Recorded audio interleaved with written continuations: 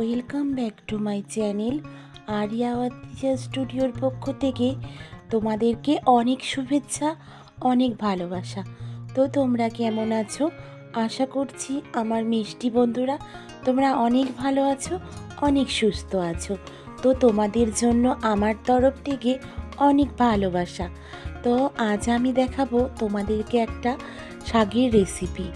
তো আমি আজকে এই যে দেখতে পাচ্ছ পুনকো শাক, এই পুনকো শাকের রেসিপি বানাবো। তো আমাদের জমিতেই লাগানো হয়েছিল এই পুনকো শাকটা। তো আমি জমির থেকে কিছুটা তুলে নিয়ে এসে এই রেসিপিটি করব। তো দেখো, শাকগুলোকে আমি প্রথমে পরিষ্কার করে ভালো করে বেছে নিচ্ছি, বেছে ধুয়ে কেটে নেব। তো বেশি ছোট ছোট করে কাটবো না, মিডিয়াম সাইজের করেই শাকগুলোকে আমি কেটে নেব প্রথমে। তো এই শাকটা কিন্তু খুবই নরম আর খুবই টেস্টি হয়। তোমরা শুধু নর্মালভাবে রসুন লঙ্কা ফোড়ন দিয়েও ভাজলে এটা টেস্ট হয়। তো আজকে আমি বানাবো এই শাকের একটা চচ্চড়ি টাইপের রেসিপি। তো এই পুনকো শাকের চচ্চড়ির রেসিপিটা আশা করছি তোমাদের অনেক ভালো লাগবে। আর যদি ভালো লাগে তাহলে আমার পাশে থেকে যেও। আর নতুন বন্ধু যারা আমার এই ভিডিওটি দেখছো তাদেরকে বলছি আমার চ্যানেলটাকে সাবস্ক্রাইব করে অবশ্যই আমার নোটিটাকে অল করে রেখো, তাহলে আমি যখন নিত্য নতুন কোনো ভিডিও দেব তোমাদের সবার আগে আপডেট পৌঁছে যাবে। আর পুরনো বন্ধুরা তোমরা অলরেডি আমাকে অনেক ভালোবাসা দাও। আর এই যে দেখো, আমি এখানে ছোট ছোট সাইজ করে আলু কেটে নিয়েছি, আর দিয়েছি একটা বেগুন, আর পেঁয়াজ কুচি, লঙ্কা কুচি আর রসুন, আর দেব কিছুটা আদা। আর এই যে বড়িগুলো আমি দিয়ে নেব। আর এই দেখতে পাচ্ছ টমেটোটা কিন্তু এটাতে দিতেই হবে। টমেটো দিলে বেশ একটু হালকা টক টক লাগবে, ভালো লাগবে। তো দেখো, আমি এই যে সর্ষের তেলটা দিয়ে দিলাম। সর্ষের তেলটা দিয়ে আগে আমি একটু জিরে ভেজে রেখেছিলাম, সেই জিরেগুলোই দেখা যাচ্ছে। আমি কিন্তু এই রান্নাটায় জিরে ব্যবহার করব না। তো দেখো, আমি প্রথমে এই যে বড়িগুলো একটু তেলে ভেজে নিলাম। একদম লাল লাল করে ভেজে নিতে হবে বড়িগুলো, নইলে শাকের ভিতরে দিলে একটু বড়ি সবসময় যখন শাকের রেসিপিতে দেবে একটু ভালো করে ভেজে নেবে। তো তারপরে দেখো, আমি ওই তেলের মধ্যেই পেঁয়াজ কুচিগুলো দিয়ে দিলাম। আমি এখানে একটু বেশি তেল দিয়েছি, কারণ এটা শাকের রেসিপি, শাকে একটু তেল বেশি দিতে হয়, তার জন্য একটু বেশি অ্যাড করেছি। দেখো, পেঁয়াজটা হালকা ভাজা হয়ে গেলে আমি আর যা যা উপকরণ লাগবে দিয়ে দেবো।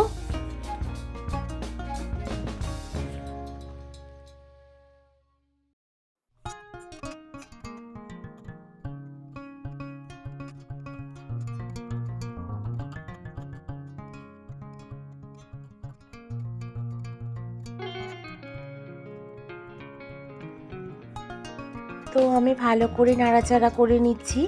এবার আমি কেটে রাখা বেগুনগুলো দিয়ে দিলাম। তো বেগুনগুলো দিয়েও আমি ভালোভাবে একটু ভেজে নেব।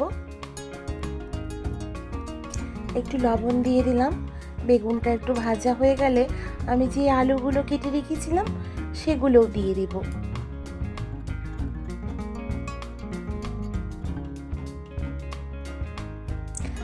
তো তারপরে আমি এখানে একটা শুকনো লঙ্কাও দিতে ভুলে গিয়েছিলাম, সেটাও দিয়ে দিলাম। দেখো, বেগুনগুলো হালকা ব্রাউন ব্রাউন কালার চলে এসেছে, আমি এখনও হলুদ ব্যবহার করিনি। তারপরে আমি যে আলুগুলো কেটে রেখেছিলাম সেই আলুগুলো দিয়ে দিলাম। তো আলুগুলো দিয়েও আমি ভালোভাবে ভেজে নেব।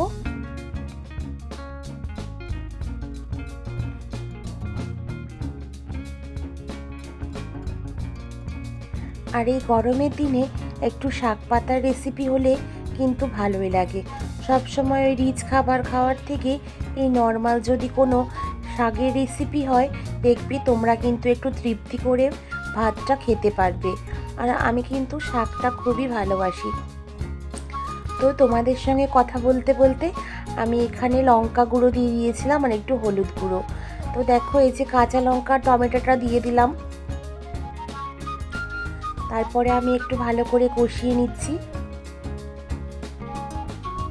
তো তোমাদের সবাইকে একটা অনুরোধ করছি, প্লিজ একটু কমেন্ট করো। তোমরা কিন্তু ভিডিও দেখছো কিন্তু সেই রকমভাবে কমেন্ট আসছে না।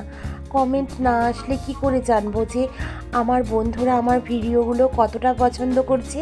তোমরা যদি কমেন্ট করে যাও তাহলে আমি নিশ্চয়ই বুঝতে পারবো যে আমার বন্ধুরা আমাকে, আমার ভিডিওকে খুব ভালোবাসে। আমি জানি তোমরা আমাকে খুবই ভালোবাসো,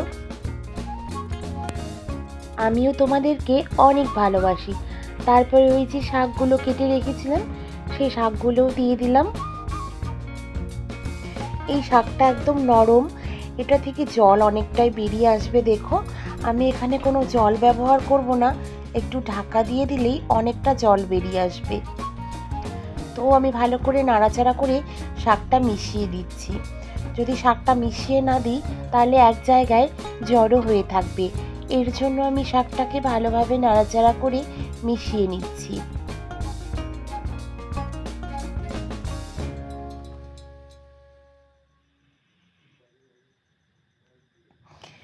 অনেক বাচ্চারা আছে শাক খেতে চায় না, তো তোমরা যদি এইভাবে রান্না করো বাচ্চারাও কিন্তু খুবই ভালোবাসবে। খুব একটা ঝাল ব্যবহার করিনি, আমি যে এখানে কাঁচা লঙ্কাগুলো দিয়েছিলাম সেগুলো কিন্তু খুব একটা ঝাল ছিল না, তার জন্যই এই রান্নাটা একটু মিষ্টি মিষ্টি টাইপের হবে আর খুবই টেস্টি হবে। তো আমি ভালো করে নাড়াচাড়া করে শাকটা একদম মিশিয়ে নিয়েছি। দেখো একদম মিশে গেছে শাকটা। আমি যে আলুগুলো দিয়েছিলাম সেই আলুগুলোও কিন্তু হালকা সেদ্ধ হয়ে আছে। তো তারপরে দেখো আমি ঢাকা দিয়ে দিয়েছি। দেখো ঢাকা দেওয়ার পরের অবস্থাটা দেখো কতটা জল বেরিয়ে এসেছে। শাক থেকে একটু জল বেরিয়ে আসে, তার জন্য আমি আর কোনো জল অ্যাড করতে হয়নি। জল ছাড়া এই রেসিপিটি করতে হবে, নইলে কিন্তু স্বাদটা সেরকম আসবে না।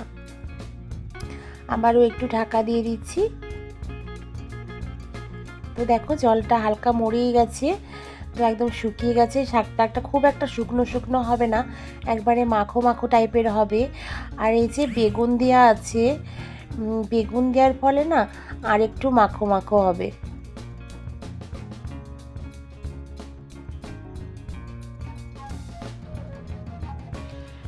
এই দেখো লুকটা দেখো একবার।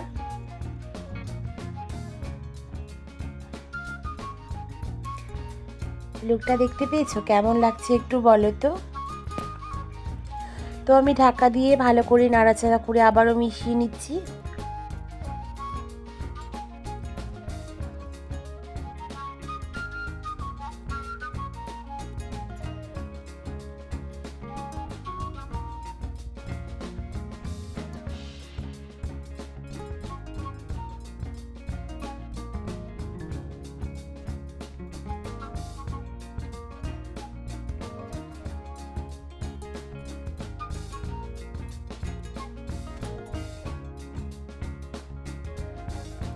দেখো সেদ্ধ হয়ে গেছে। তো আমি শাকটাকে নামিয়ে একটু রসুন ফোড়ন দেব। এই শাকে কিন্তু একটু রসুন ফোড়ন দিতেই হবে, রসুন না দিলে শাকের টেস্টটা আসবে না। তো দেখো আমার আগেও তেল দিয়ে কষানো ছিল বলে আমি অল্প তেলে রসুনগুলো দিয়ে ভেজে নেব। তো আমি রসুনটা ব্রাউন কালার হওয়া পর্যন্ত অপেক্ষা করব। রসুনটা একটু ভালো করে ভেজে নিলে কিন্তু শাকটা টেস্ট হয়। তারপরে আমি আবারও শাকটা ফোড়ন দিয়ে দিলাম। ফোড়ন দিয়ে কিন্তু আর বেশি রান্না করব না, হালকা নাড়াচাড়া করেই আমি নামিয়ে নেব পরিবেশনের জন্য। তো একটু চিনি অ্যাড করে দিলাম। এটাতে একটু চিনি দিতে হবে, চিনি দিলে টেস্টটা ভালো হবে। আগেই বলেছি একটু মিষ্টি মিষ্টি হবে শাকটা। তো দেখো কতটা মাখো মাখো টাইপের হয়ে গেছে। তো এবার আমি পরিবেশনের জন্য রেডি করে নেব। এই দেখো আমি একটা প্লেটে শাকটাকে নিয়ে নিচ্ছি। কেমন লাগছে দেখে একটু বলো। একদম খুব সুন্দর টেস্ট এসেছিল চিনিটা দেওয়ার ফলে।